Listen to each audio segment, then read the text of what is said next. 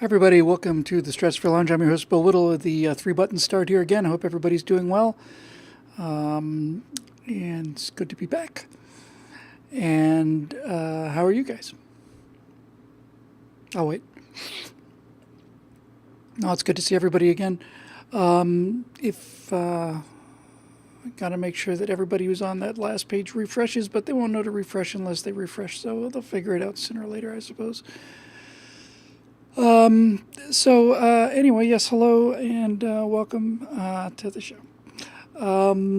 It looks like I'm going to be in Las Vegas with Natasha not next weekend, not next Wednesday, the Thursday after next Wednesday, 2 weeks from now, at Freedom Fest. So I don't know if anybody's going to be there, but we'll be there for a couple of days. And they've got me doing a panel on Antifa and the violent suppression of free speech. It's what the left does when they lose elections or don't get their way. They start beating up people, harassing them in restaurants and all the rest of this stuff.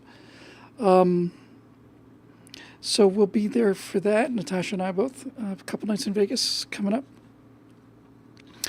And other than that, pretty much business as usual here. Tiny little point, but my main CG character I got reskinned.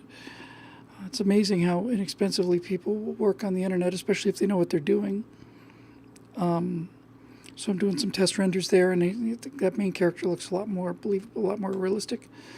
A couple of other interesting things in the works that I can't really talk about right now, but hopefully we'll be able to, if not next week, then the week after.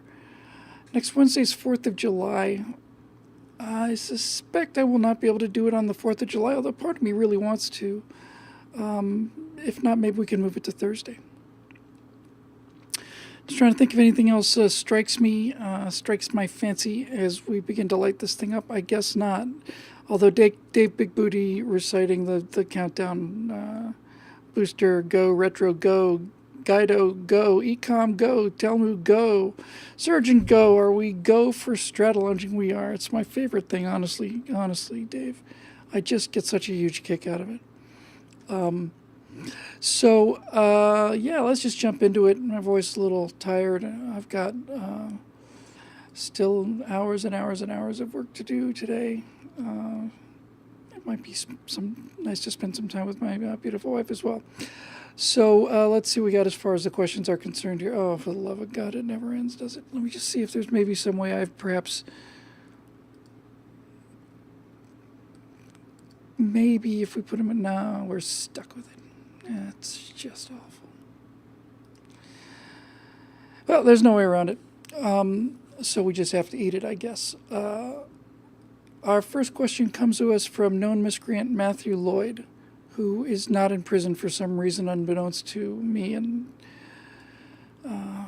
any number of mothers' associations throughout the county, that kind of thing. So let's see what he has to say. 14 big votes. What happened to the Teemans? I know I asked that before. I actually missed them. Anyway, I hope they're all right. So here's one from Matthew Lloyd. It's been rightfully said that conservatives are great with facts, but progressives are masters at messaging. It has been rightfully said several 100,000 times by me. One notable area where conservatives crush the left is with memes. Why is it that conservatives can struggle so much in other areas of messaging, yet dominate meme culture? It's actually an interesting question.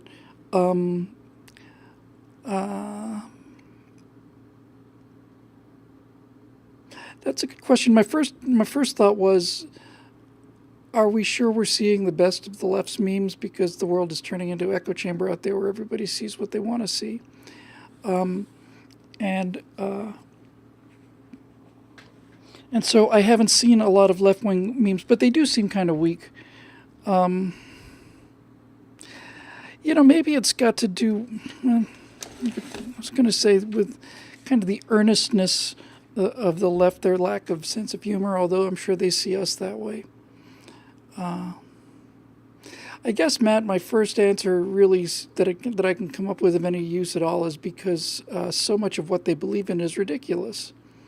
I guess that's really it. It's just so much of what they believe is just nuts. It's something, Grumpy Cat doesn't want to be a part of under any circumstances.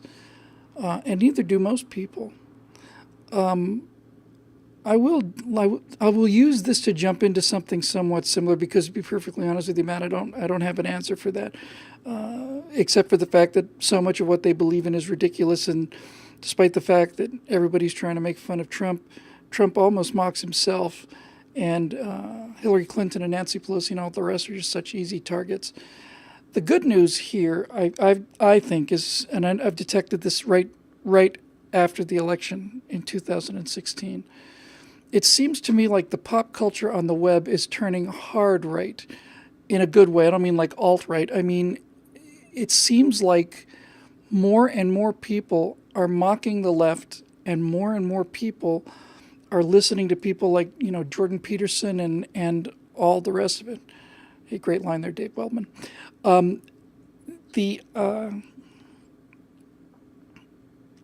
It's very encouraging. And it leads me into something I do want to talk about. I don't know. I probably talked about it 2 weeks ago for all I know. But in any event, I'm going to talk about it again. And that is because I think it goes to the frustration with the whole social justice movement, known miscreant Matt Lloyd. I think it's easy to make fun of people who are always trying to tell other people what to do and then doing these incredible mental gymnastics that they have to do in order to sell this, not just to other people, but to themselves. Captain Jax came to visit last week. I think he's here tonight, friend of ours, and we were talking about a bunch of these kind of things, and they're just very easily mocked. And Captain Jax has actually a very, very interesting, profound theory about politics. It's a three-axis theory of politics, and I'll let him explain that. I'm hoping he will. But with that said, his point is that if you go along any one of these three axes that we know as, liberal, conservative, emotional, rational, and truthful, or I forget, but it was very good. Anyway, he said that all of the outliers are where the liberals are. They're for extreme liberty and extreme authoritarianism at the same time. They want an authoritarian control over society, and at the same time they want to be able to do whatever they want all the time without any consequences whatsoever. And conservatives, by their nature, tend to be closer to the origin on all three axes. So if you imagine a three-dimensional a three-dimensional matrix. You got a up and down y-axis, a left and right x-axis, and a forward and back z-axis. All of the liberal positions in terms of authority, freedom, and so on, they all tend to lie way out there, and the conservative positions are much more tightly clustered around the center. And that means that because of the nature of what they believe and how they think and how they believe in things that are very strange as a general rule. And this is why I'm just proud to call myself a conservative, because I have come to realize that not every new idea is a good idea. In fact, I'd be willing to bet you the 80-20 rule, which I just really recently started getting to understand. I'd heard it before. I didn't realize the incredible power of it. The 80-20 rule is, what's it called? Somebody's going to tell me the name of the Italian economist. Begins with a P. And this is why communism fails and so on. And this is what I love about this show. It's like talking to Siri with a 15-second delay. But basically, there's a tremendous amount of evidence that almost everything in nature, including the way fires burn and things, that's when I knew there was something to this, when they said that fire behaves on the 80-20 curve, and so does hurricane damage, that kind of thing. So I didn't know anything about this principle. Pareto. Thank you, Edward Smith. And here come, I'll bet you 100 of them. Thank you, everybody. If you get there, I appreciate it. Yeah, the Pareto effect. And basically what the Pareto effect says, and this isn't just a theory, and it's not just about people. This is why I feel like there's something very powerfully in this, because it seems like nature conforms to this in many ways. And basically what the Pareto curve says, or the Pareto effect says, is that 20% of your effort generates 80% of the results, and the other 80% of your effort generates only 20% of the results. And we see this everywhere. 20% of the country owns 80% of the wealth in round numbers, and 20%, and the top 20% of the country also pays 80% of the taxes. Where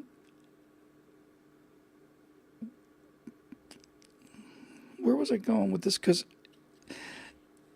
this, oh, I remember. So what, I read the 80-20 thing, read the Pareto effect, I read the description of it, read all of it, and then much later much later in the hour, I saw the Pareto curve. And the Pareto curve, the distribution of the 80-20 when you put it on a graph, is something that I have, in fact, been talking about really almost since the beginning, as I recall, because the Pareto graph is asymptotic. It means that the further along you go, the less and less and less and less and less progress you make. Exponential curve is one where, as time goes on, you get more and more results until finally it reaches infinity at the line, which you can never approach. Asymptotic curve does the same thing. Lots and lots of effects early, and then as you get higher and higher and higher in effects, it takes more and more effort to do less and less and less. So that's where the left lives. They live in the 80% of effort that gets 20% of results. And they're stuck underneath this asymptotic world. And as I've said many times, the EPA, the Environmental Protection Agency, is a perfect example of this kind of an asymptote sort of thing, where when the EPA was first conceived and brought kicking and screaming into the world, just a little infant who was here for one little purpose before it became immortal and grew forever. But in the 70s or even late 60s, the country was filthy. And I've talked about this so many times I don't want to go into the details. Rivers caught fire and every single car was just emitting puffs of blue smoke. So the EPA goes to work, and the results that you get are very striking and very immediate, and you see them very quickly. Hooray. And then as time goes on and you realize that this organization has to keep getting funded because the politicians and the bureaucrats basically run everything, and you don't want to destroy the iron rice bowl for them. So then the EPA has to do more and more work to get fewer and fewer results. And finally, here's something you can actually write down because it's kind of pithy. That's the left. The left is on the Pareto curve, which means the left has to do more and more work in order to get fewer and fewer results, and very rapidly we are approaching the point where the left will have to work infinitely hard to achieve nothing. And that is pretty mockable, I think. It is eminently mockable and easy to deflate simply by laughing at it and just pointing out how absurd all these things are. There's,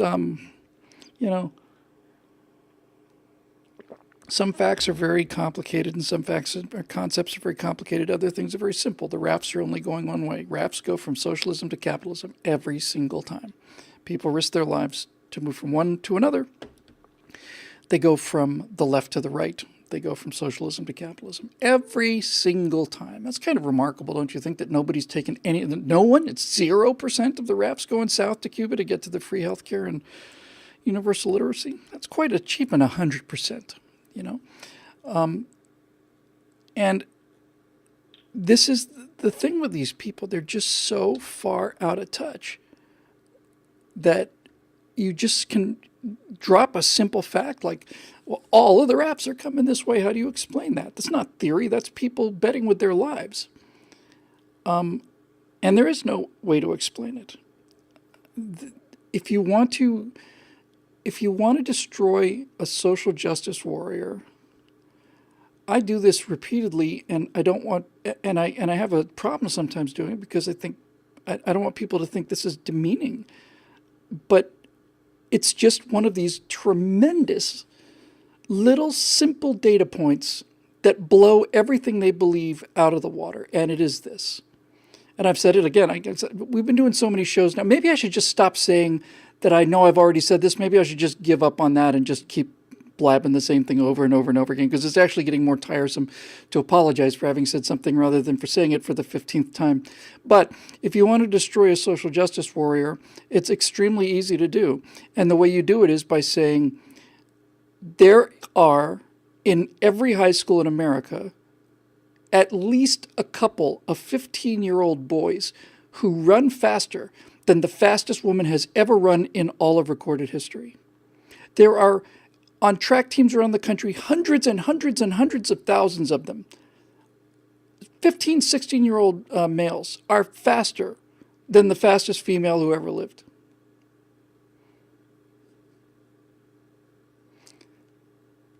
And you wait for the reaction. And the reason I like that statistic so much is they can't, this is not my opinion. It forms my opinion, but it's not my opinion. This is something you can look up. And I looked it up before I started bandying it about. And sure enough, most college track teams have men that run a full second faster than the fastest woman who ever lived. And in the 100-meter dash, that is an astonishing margin. It's actually a second and a half. And I don't know what the fastest man alive is compared to the fastest woman, but he's I think every single man in the Olympics heat runs faster than the fastest woman ever. Now, why do I keep coming back to this? I come back to it because it is an indisputable fact that there are built-in differences that there are biologically insurmountable differences between people, and that if they are true for something like the speed, then they're true for other things as well. And they know it, and I know it, and we know it. Everybody knows it. But the entire purpose of political correctness and intimidation and all the rest of it is to make sure that you never say so. You're not allowed to say it. You're not even allowed to think it. But that's what is that's the big emperor has no clothes moment. You destroy the entire social justice movement. You don't just destroy the feminism, you destroy all of it. Because by making that one simple statement of fact, you discredit everything they believe in. All of it. It all goes away. The idea that people are going to work as hard for other people as they will work for themselves. No, people are not built that way. Well, people are built any way they want to. We can make a person into anybody, can be anything they want to. No, they can't. Because if you want to be the world's fastest woman, and you also want to be the world's fastest person, you are not going to succeed. And that's all there is to it. And once you understand that, then you understand that there are also built-in hardwired human differences in not just between men and women, but things that are common to all of us.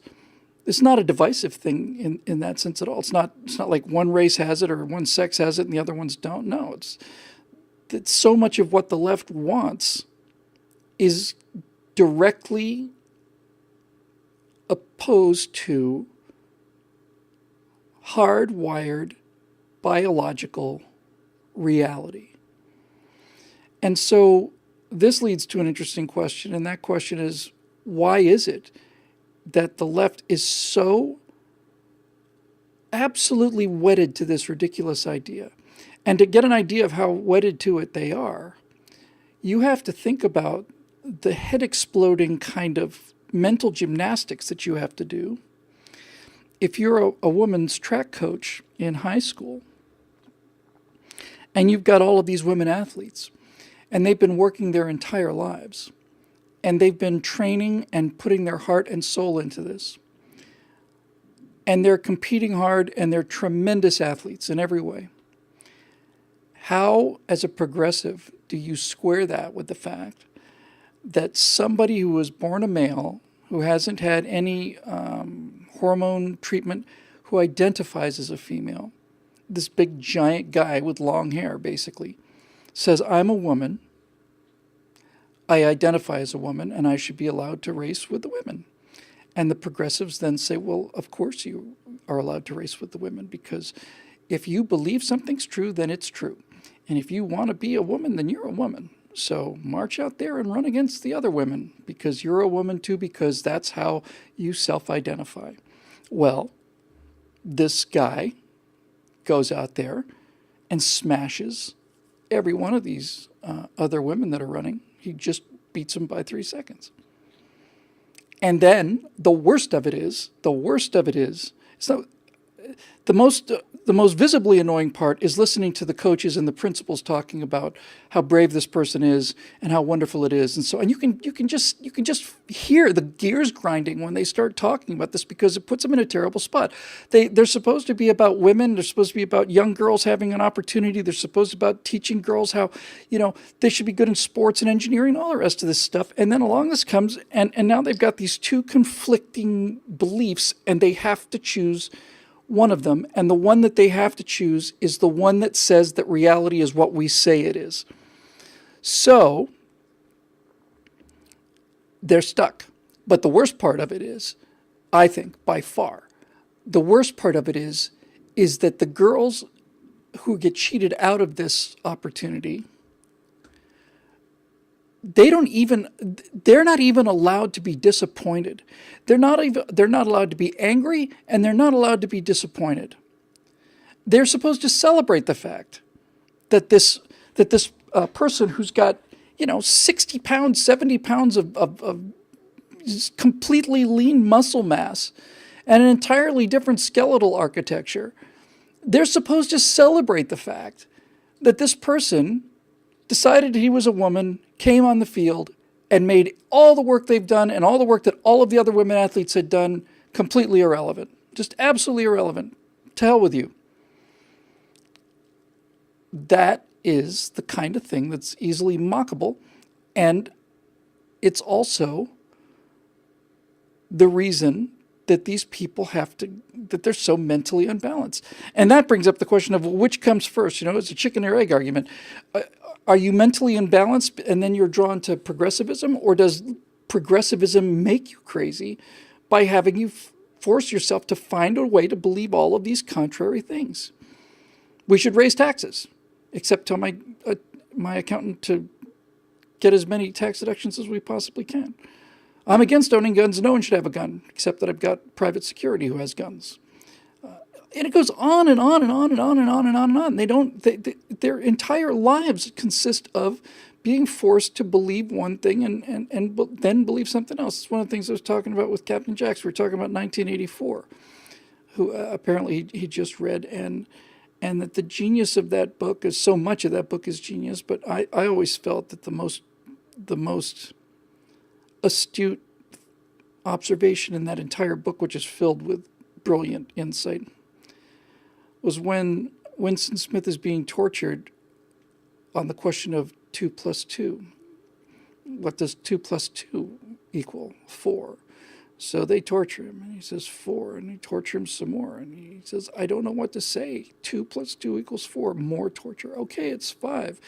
And his interrogator says, no. Now you're just trying to tell me what you think we want to hear. So more pain and more pain and more pain, until finally, after all of this agony and all of this absolute mental destruction, psychological destruction, what is 2 + 2? What is 2 + 2? And he says, I don't know. And that's the answer they're looking for. That's the answer that they want. I don't know.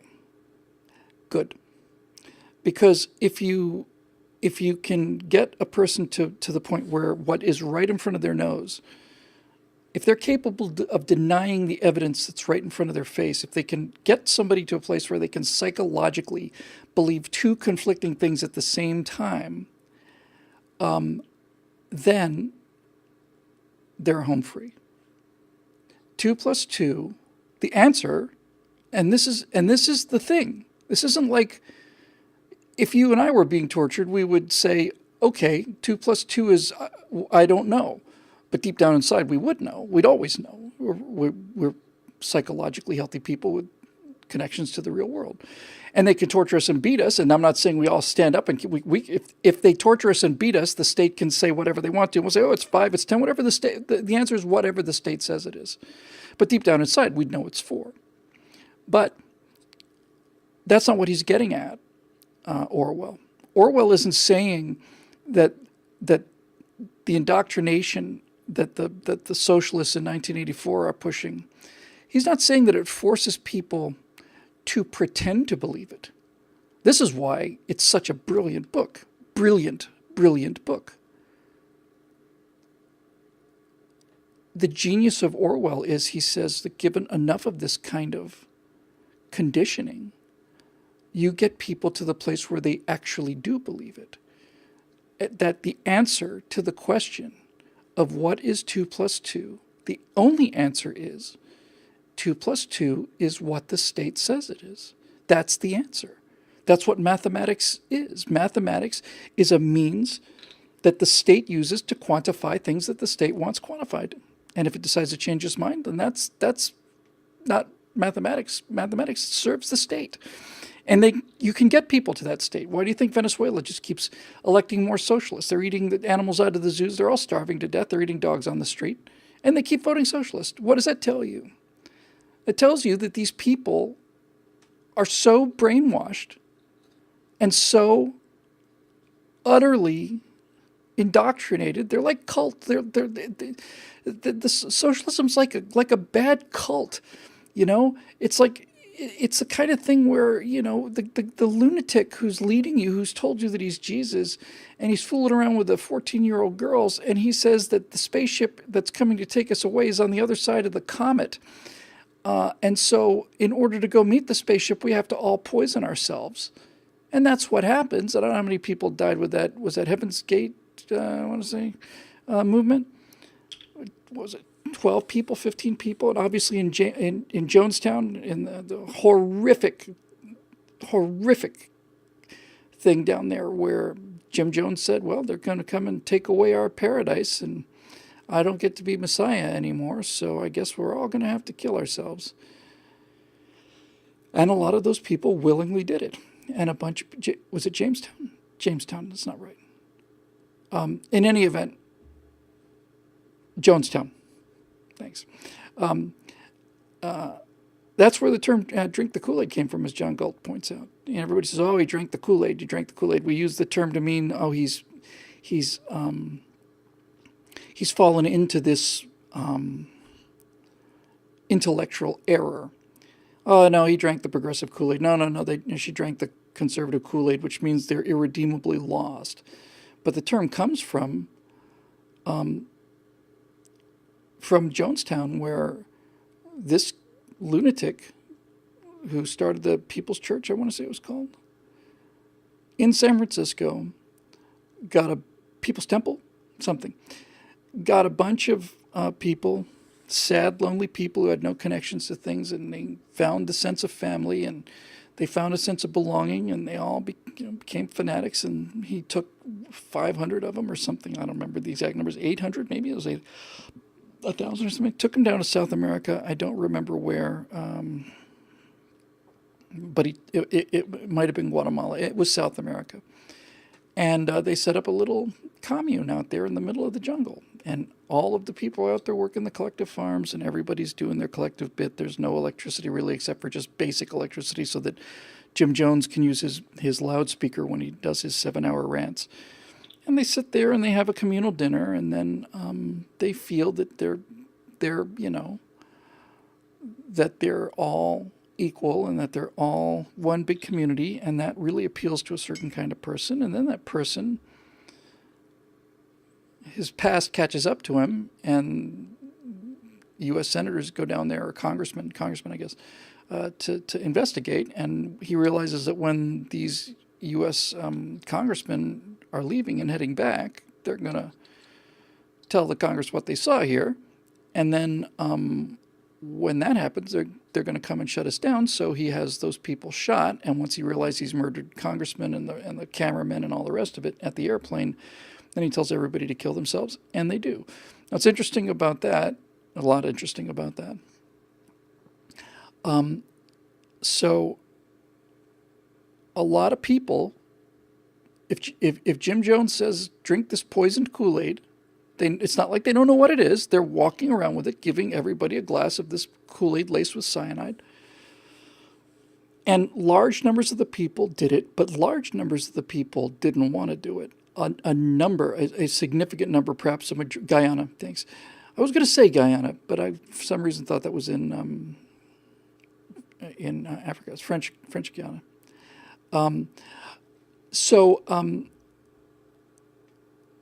A large number of people said, no thanks. And that's when the goon squad said, no, you're going to drink it. And basically put him at gunpoint, forced him to drink it. And some smaller percentage of those people had the good sense to run off into the jungle and hide. And I remember, I want to say it was during my senior year in high school. I don't remember what year it was. 78, 79. I graduated in 77. It was right around there. And there's this picture taken from the air, it's 2 or 3 days later, and there's just hundreds of bodies down there wearing their, kind of colorful 70s, active wear outfits. And all the bodies are bloated from being out in the sun for 2 or 3 days. And it's like a herd. I was going to say that it's like the lemmings marching over the cliff, but turns out they don't really do that. So, British Guyana, anyway. So, this is the kind of thinking, that goes on. And that kind of thing's easy to mock. Let me have a look here. I'm going to have to, as I've said many times, Facebook used to make sense where you could just list them according to ratings, and now I have to scroll all the way down and try and do the numbers and add them up. I'm just going to read them in the order that Facebook presents them as most relevant, because we all know that Mark Zuckerberg knows better for us than we do. So who are we to argue with Big Brother?